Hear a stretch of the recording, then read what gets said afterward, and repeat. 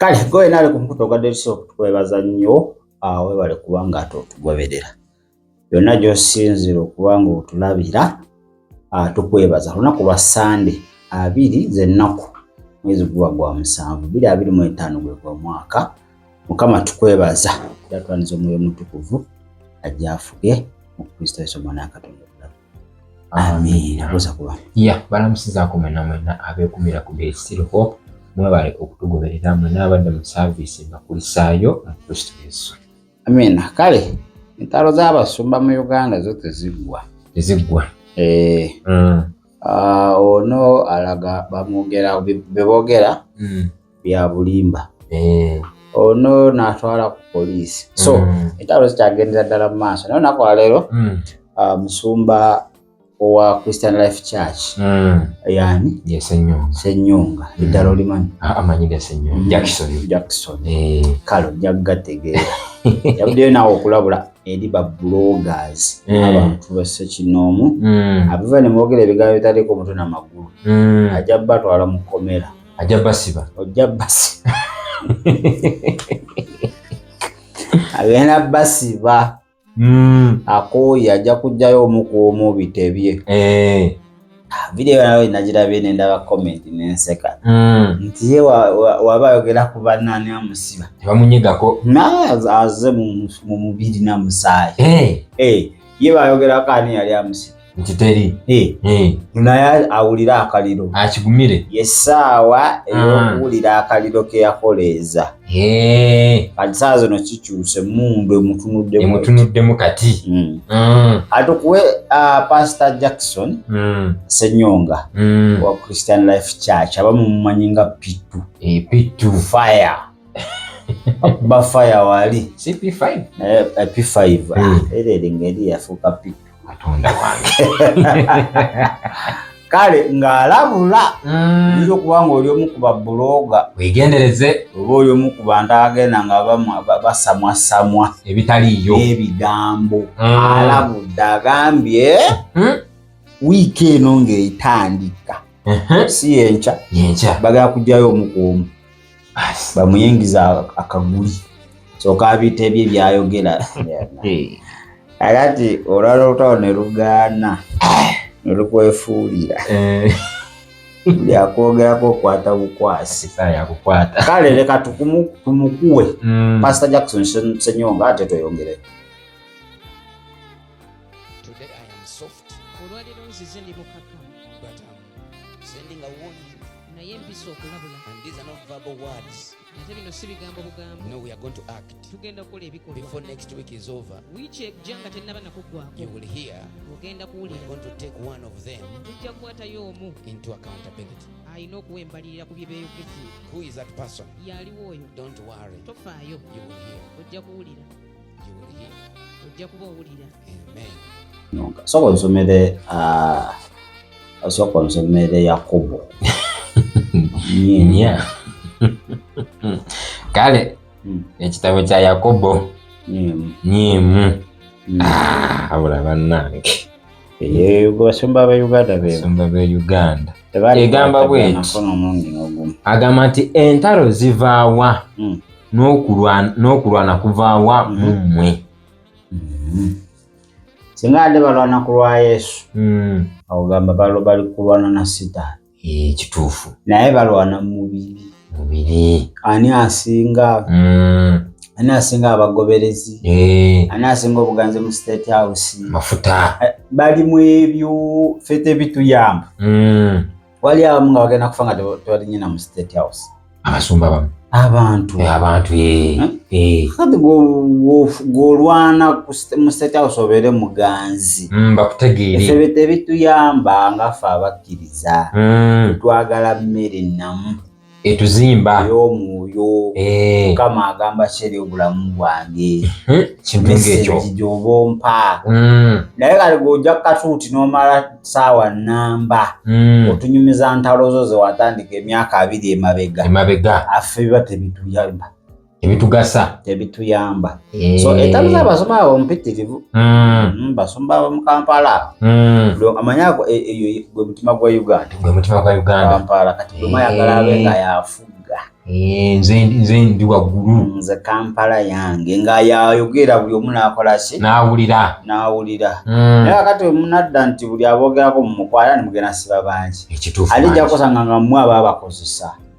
manyi data ali awo nti abaana abamu babagula kati babagula ono wamukozesa sente ezimugwako nga ddewooli kale ojja kwekanga ng'aboogera oluusi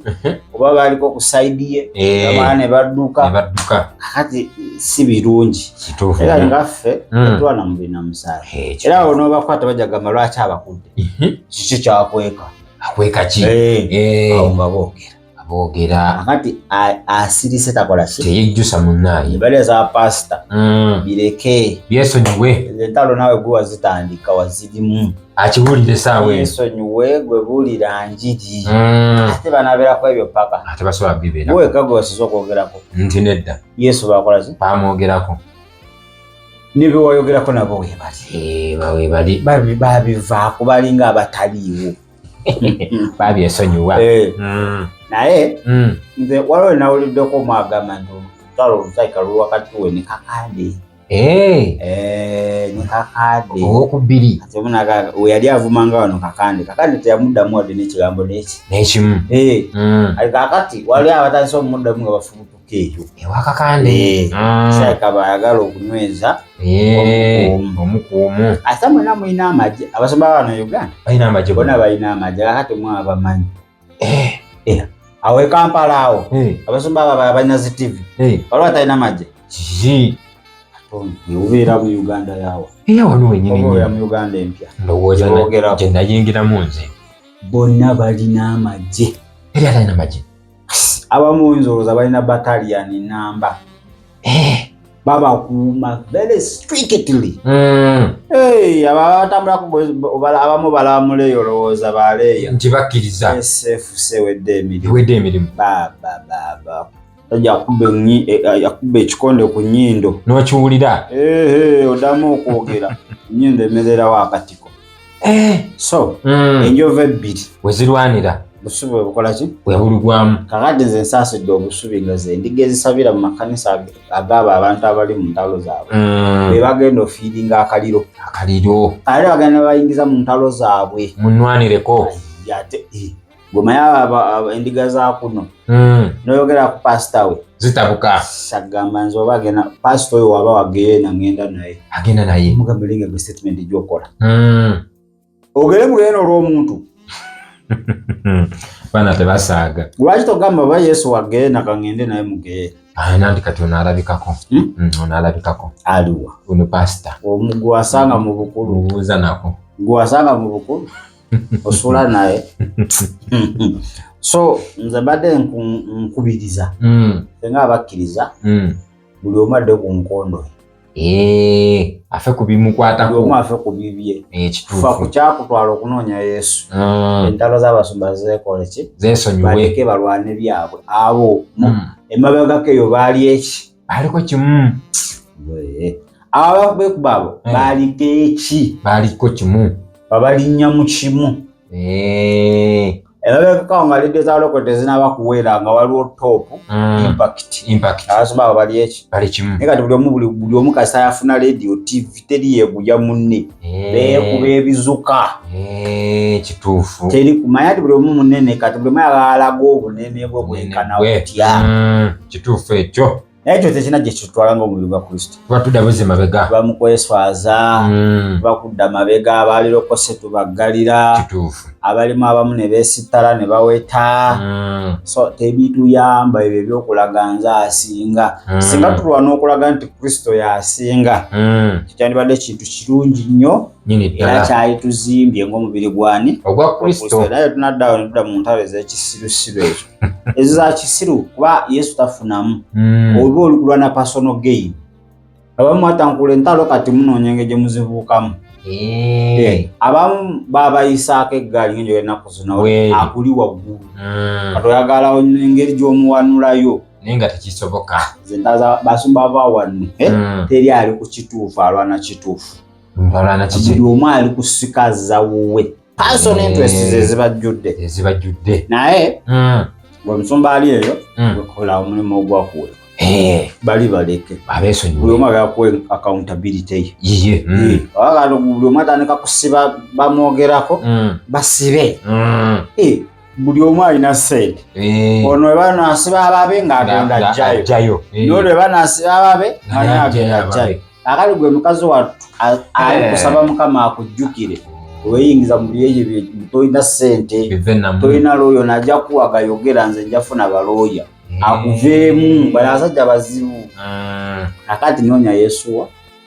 asomba beesonyiwe kituufu okitegedde olabanga olwogera mu kanisa ali mu bintu bye byantalo give soko gyesonyiwe soko mwemu obudde avaayo togenze kuwuliriza ntalo ze ogenze kuwuliriza eri Katonda kituufu so kyekyo Musumba Jackson aweze enkolokoto ajja bayingiza ekitalya bajja kiwulira University of Understanding empozi yo teri yakutegeera kupangisa